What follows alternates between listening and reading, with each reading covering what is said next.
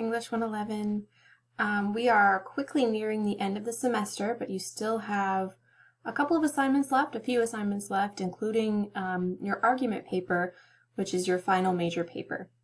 You just turned in your Essay 1, the final draft, on Monday, and I will be grading those today and tomorrow, so you should have feedback soon.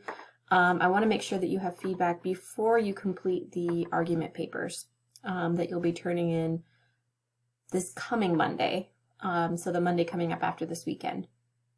I've gotten a couple of questions about that paper. Please keep those questions coming. I also, though, wanted to take a minute to just go over the paper instructions so that I could kind of give you a head start on what to expect for that. I wanted to start here, though, in coursework and start with our schedule so that you can see just at a glance what we have remaining in the course. So what we have is the minor argument assignment, which about half of you have turned in. The rest of you, make sure that you do turn that in, because that will help you take kind of that next step towards your argument paper. Okay, so if you have questions about that, let me know, but otherwise just get that in as soon as possible. And then your rough draft of Essay 2, which is again the argument paper, that is due Monday, April 27th, and then peer review will be due Wednesday, April 29th. For this peer review, excuse me, I've made sure that I have the correct discussion board set up. So the link that you click on in coursework will take you to the correct discussion board. Okay, so you don't have to hunt down a discussion board this time. And then the final due date for you all is Friday, May 1st, and that's when you'll turn in the final draft of your Essay 2. Okay, so we should have some time in there for me to help you with your paper, for your peers to help you with your paper. You should be in pretty good shape by then. I'm also going to be posting this week or early next week the course reflection journal or video prompt. Again, we've talked about this in previous videos, or I've talked about it in previous videos, but the instructions are not up yet. But be thinking about what your reflection is on the course, how the course has gone for you, and what you want to say overall about it, and you'll be prepared. Okay, so we're going to go into remaining work, and I'm going to scroll all the way down to where we are now.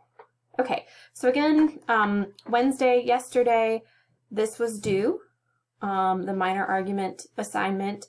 You're just going to complete a visual organizer for your argument. Okay, and again, this is based on the annotated bibliography that you did. So I'm going to open this so I can show you. This is an example of a graphic organizer. You can print this and write on it and then take a picture with your phone. You can write this on a piece of paper and then take a picture with your phone, or you can create something similar to this in a Word document and upload it. Okay, so the exact method you use to complete this is much less important than the fact that you do. And what you'll notice is the structure that's in the argument materials I posted for you, where you have a central claim or thesis, then you have sort of subclaims or support, and then you have your evidence, and this is where your research comes in. Okay, so this is your minor assignment. That's leading up to Essay 2.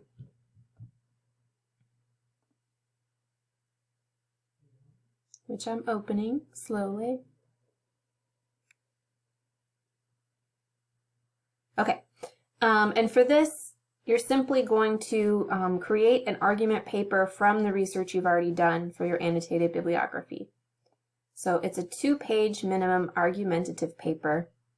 As a reminder, what that means is that you're taking a subjective stance, but you're supporting that stance with solid research. So remember, I know it seems like 5 years ago now because I haven't seen you in so long, and we have lots going on right now beyond just school, right? We had before, now we have even more.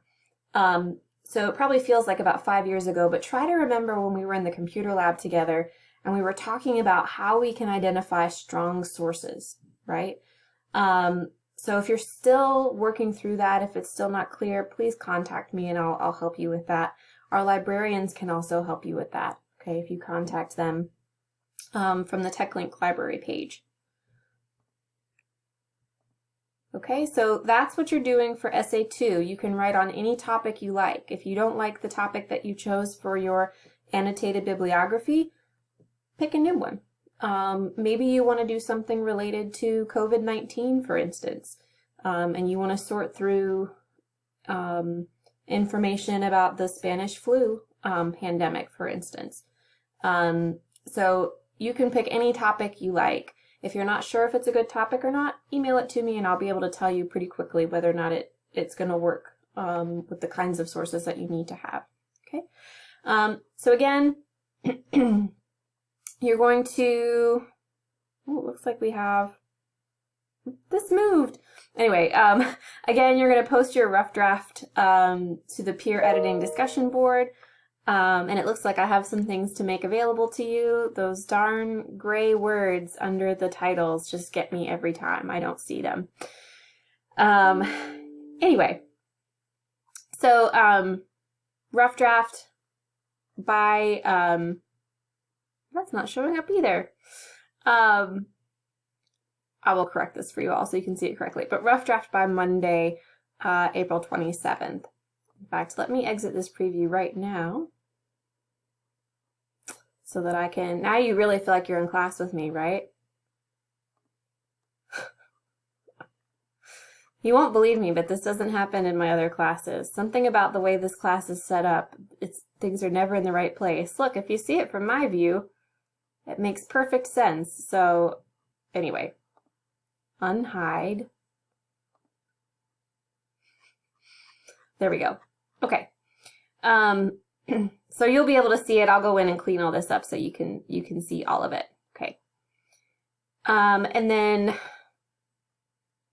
you'll do your peer review and then upload your final submission. The peer review is going to be exactly the same as the peer review for Essay 1. I know that one got a little bit bungled. That was my mistake. Simply because the discussion board you needed was not open. It'll be open this time, so it should go very smoothly. You just answer these questions the same way that you did for Essay 1, and then post your responses so that people can see what it is that you understand about their paper, and make sure that what other people are reading is what was intended. Okay, so I think that's everything for now. The rubric for your paper is basically the same as the one for Essay 1 also, except that there are some different criteria. So let me pull up those criteria for you.